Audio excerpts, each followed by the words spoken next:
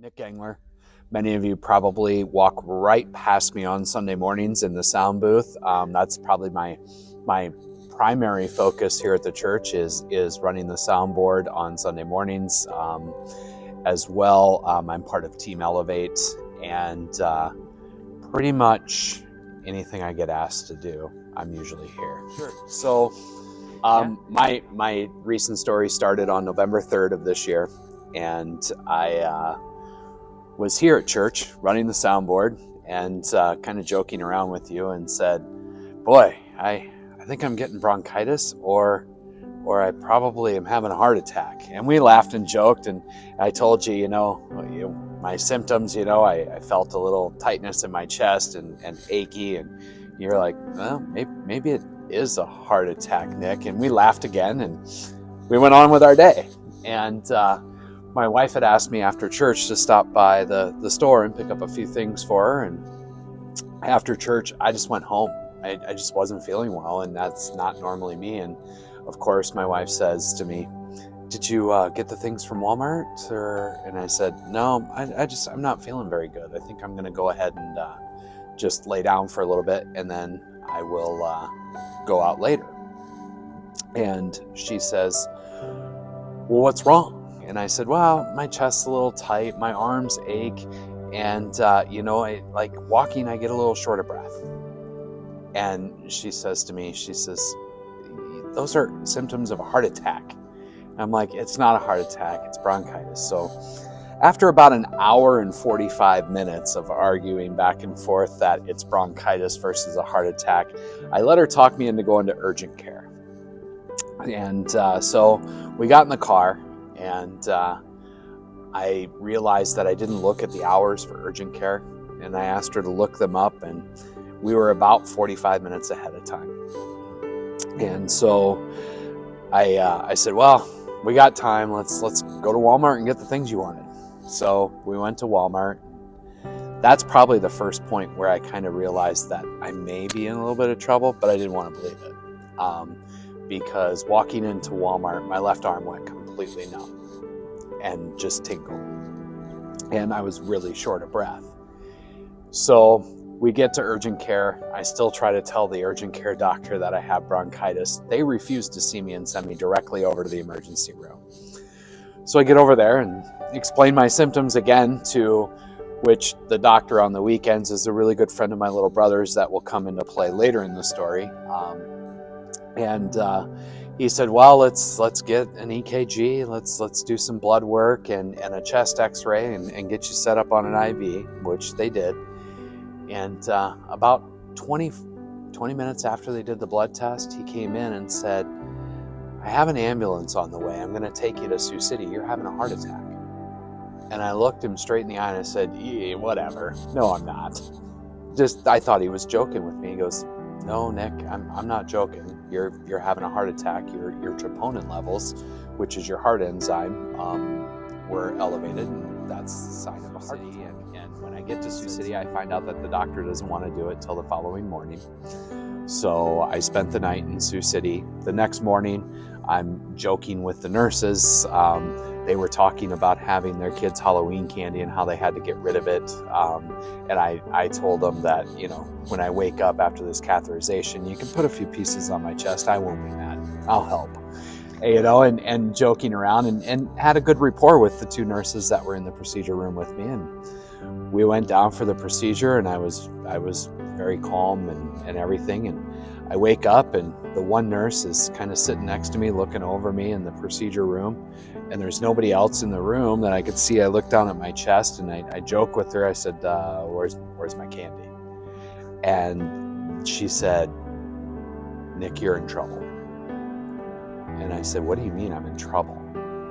And she said, all 5 of your major arteries into your heart are blocked at least 90% or greater. First thing that hit me was, how am I going to take care of my family financially? Because I'm, for those that don't know, I'm a commissioned sales rep for a radio station. So I get wheeled into the recovery room where the doctor is already there talking with my wife and my little brother. And I remember the first thing I said to my wife was, "We can't afford this. What are we going to do?" And she said, "It's fine. We'll figure it out. We've got it." First sign of gratitude. I knew that I had my wife right next to me, Sioux City, but my brother felt that Omaha would be the best place for me. So the doctor comes back in after about 5 minutes and says, "University of Nebraska has denied your admittance. They're full and don't have room for you. What do you want to do?" And my little brother says, "I think we're going to give them 15 minutes to change their mind." And the doctor, of course, who is already not very happy, says, "Yeah, that never happens, but I'll give you 15 minutes. And about 10 minutes after that, the doctor comes back in and he says, "I just received a call from University of Nebraska Hospitals. They'll have a room ready for you tomorrow. You'll stay here and we'll transfer you by ambulance tomorrow. You're not allowed to go home. You're too critical." And I said, "Okay." And they walked out, and I looked at my little brother and I said, "What'd you do?" And he said, "I called Dr. Ghaffari, who was the doctor here in Lamar's, who knows the cardiothoracic surgeon at UNMC, and he called him and got you in." My second area of gratitude to Dr. Ghaffari and to University of Nebraska. And when I get there, I learn that I have been having mild heart attacks for approximately 3 years. Night one went fine. Woke up day 2, and I was sitting there, and all of a sudden, it just hit me that I was in pretty rough shape. I had probably beaten death a few times over the last 3 years. And doctors are telling me that they don't know how I haven't gone to sleep and not woken up. And I'm about ready to have a surgery where they're going to cut my chest open, saw apart my ribs and my sternum, and fix my heart. And I lost it. I couldn't take it. And I pretty much just cried out to God at that point. And I said, "God, you got to take this because I can't do it. I can't do this." And thank goodness, gratitude number 3, God heard my prayer and he answered immediately. I had a sense of peace about me over this that just rushed over me and made me just so relaxed and not worry about it at all. Like it was a, I got you moment. And then we get to day of surgery. And my surgery was supposed to be 5 to 6 hours. It took 9.5 hours. The majority of that was harvesting the veins and arteries for the bypasses. But everything went like clockwork. Sorry, I need to back up a moment. The day before surgery,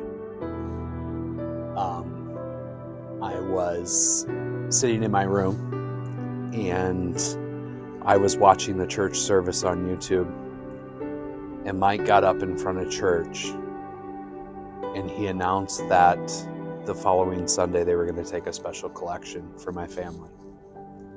I had really been worrying how we were going to be able to get by because I wasn't going to be working, things like that.